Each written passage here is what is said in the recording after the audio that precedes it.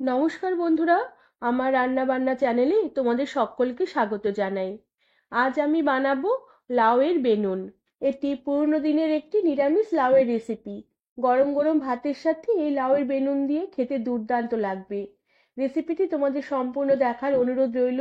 আর ভালো লাগলে একটি লাইক, শেয়ার আর সাবস্ক্রাইব করে দেবার অনুরোধ রইল। প্রথমে আমি লাউয়ের বেশ পাতলা করে একটু ছিলকে ছাড়িয়ে নিয়ে বেশ ভালো করে ধুয়ে ঘন্ট থেকে একটু মোটা করে কেটে নিয়েছি। এবার আমি রান্নাটা শুরু করব। এর জন্য কড়াতে পরিমাণ মতন সর্ষের তেল দিয়ে দিলাম। যেহেতু এটি একটি পুরনো দিনের রান্না, তাই রান্নাটা সর্ষের তেলে করলে খেতে বেশ ভালো লাগবে। আর তেলের পরিমাণটা আমি এখানে একটু বেশি করে দিয়েছি। এবার প্রথমে আমি কয়েকটা ডালের বড়ি বেশ লাল লাল করে ভেজে নেব। এর জন্য কয়েকটা ডালের বড়ি তেলে দিয়ে দিলাম।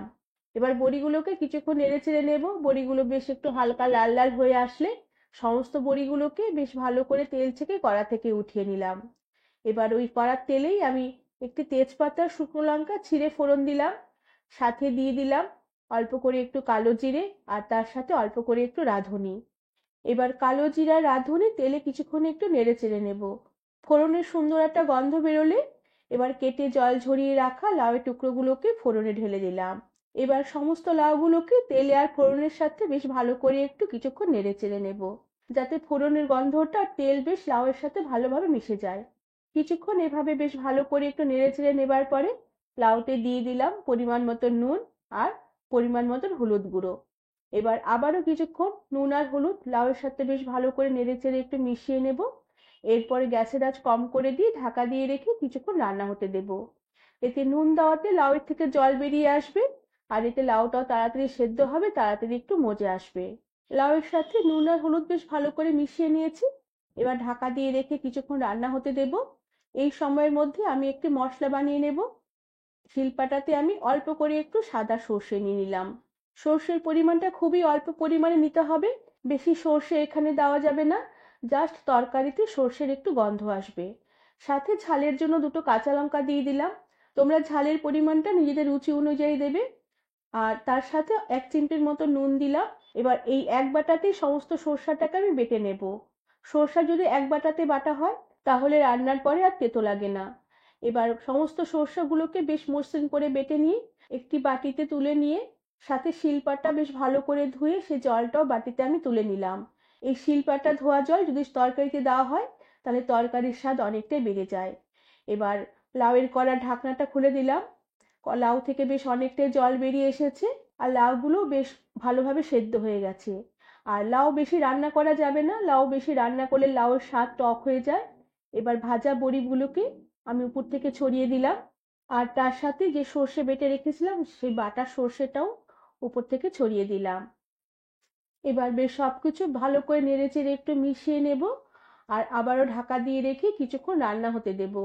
এতে সর্ষের ফ্লেভারটা এই লাউয়ের বেনুনের মধ্যে বেশ ভালো করে ঢুকবে, আর বড়াগুলোও একটু ঝোলে ভিজে একটু নরম হবে। তবে খুব একটা বেশিক্ষণ ঢাকা দিয়ে রান্না করব না। প্রায় 1 মিনিটের মতন ঢাকা দিয়ে রান্না করে নেবার পরে আমি ঢাকনাটা খুলে দিলাম। এবার ঢাকনা খুলে দিয়ে আমি এই বেলুনটাকে একটু ঘাটা ঘাটা করে দেব, আর একটু যাতে মাখা মাখা হয়ে আসে।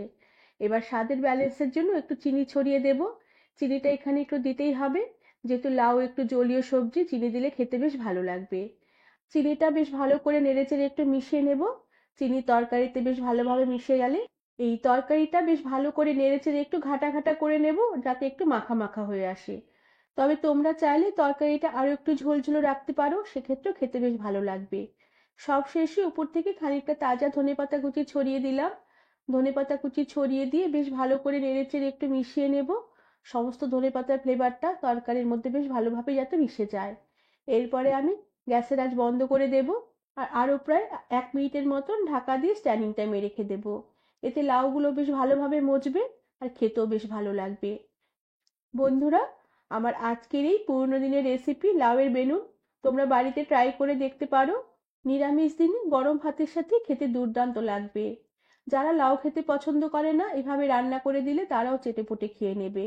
আর রেসিপিটি তোমাদের ভালো লাগলে একটি লাইক, শেয়ার আর সাবস্ক্রাইব করে দেবার অনুরোধ রইল। তার সাথে পাশে থাকা বেল আইকনটি প্রেস করে দেবে, যাতে আমার সব নতুন ভিডিও নোটিফিকেশন তোমাদের কাছে সবার আগে পৌঁছে যায়। আজ তাহলে আসি, পরে আবার একটি নতুন রেসিপি নিয়ে দেখা হবে। ধন্যবাদ বন্ধুরা।